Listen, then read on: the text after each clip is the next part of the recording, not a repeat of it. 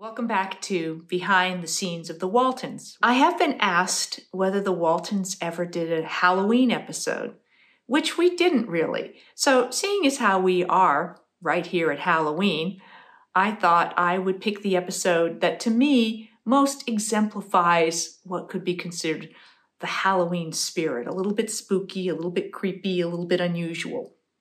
That episode is The Changeling. Now, I have since been asked about why the Waltons did this particular episode and people feeling like it was a little odd and out of character for our show. At the time that we filmed it, I don't know that any of us particularly thought about that. I certainly don't think I did. It was just another script that I got that I read and went, oh well, okay, that's interesting, and let's film it. So it really wasn't until various different viewers later started saying, that seems sort of odd, a poltergeist? What's up with that? So I guess it is a little unusual for the Waltons, but I think they did a good job of explaining why they went down this route as far as the characters were concerned, with Olivia going and finding out at Ike Godsey's store that there even is such a thing that people have talked about as a poltergeist. Use it on the poultry ghost? Mr. Godsey, the word is poltergeist. And then doing her research and taking it back home and talking with Jon and saying she really didn't know that she believed any of this, but there it was. So I felt that that stayed true to the Waltons in that they questioned it and yet raised the question. And I think it is an interesting question.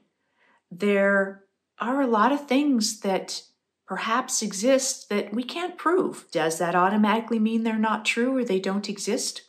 I've certainly had some creepy things happen in my life that I didn't have good explanations for. So I leave that question to you. In this episode, Elizabeth doesn't quite know what's going on with her and doesn't really want to look at it or address it or face it. So she finds herself confronted with all this really unusual phenomenon that is very scary to her. And I have to say, there were some pretty creepy moments there.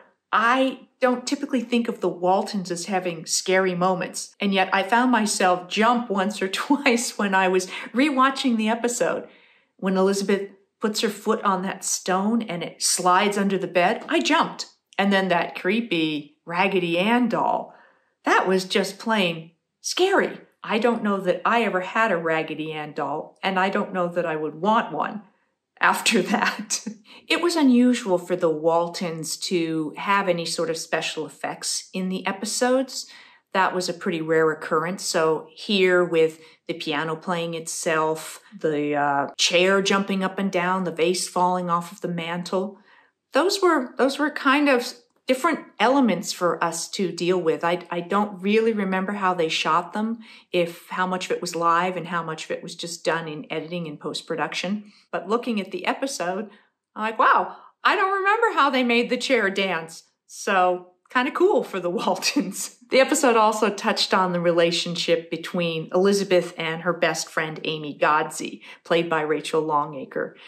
Rachel is still a part of our lives, and we sometimes see her at Walton gatherings and reunions, and she's grown up to be a very lovely young woman, and we're always glad to see her. In this case, of course, Elizabeth is struggling with turning 13, and it was interesting for me to watch this episode again, because when I first started playing Mary Ellen, she was 13 and was going through growing pains and very angst-ridden about turning 13, about being 13 and all the changes she was experiencing. In Mary Ellen's case, she tended to be fight back, as was typical for her character, and be on the attack about things in the homecoming when she was pacing around and shouting at the planets, whereas Elizabeth treats it a little bit differently. She has a much more internalized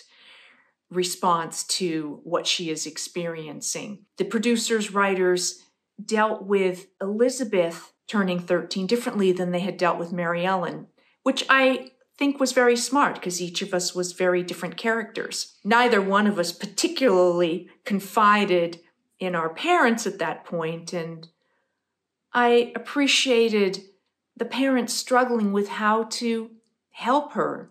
As a parent, it can be very difficult when a child is struggling to feel that you are being of assistance to them. So I felt that the relationship that Elizabeth had with her father, who got her to smile and laugh, and her mom, Olivia, who didn't have anywhere near as much luck with getting through to Elizabeth. Elizabeth just didn't want to talk about it. So a lot of aspects of the teenage experience. This episode had a very sweet subplot with Jason getting hired at a radio station to ultimately do a show where he gives advice on love and marriage and relationships and feels completely ill-equipped to do that as such a young person who doesn't have any real personal experiences. And then he asks Mary Ellen for her advice because she's married and has a baby. And when he asks her what he should say to a woman who says that her husband is jealous of their baby, Mary Ellen tells Jason to tell him to go jump in a lake, which I thought was absolutely perfect advice and probably something that I might say to somebody who was being so absolutely ridiculous. I do find it interesting that they made a point of both Elizabeth and Mary Ellen being 13 and experiencing all kinds of anxiety about it.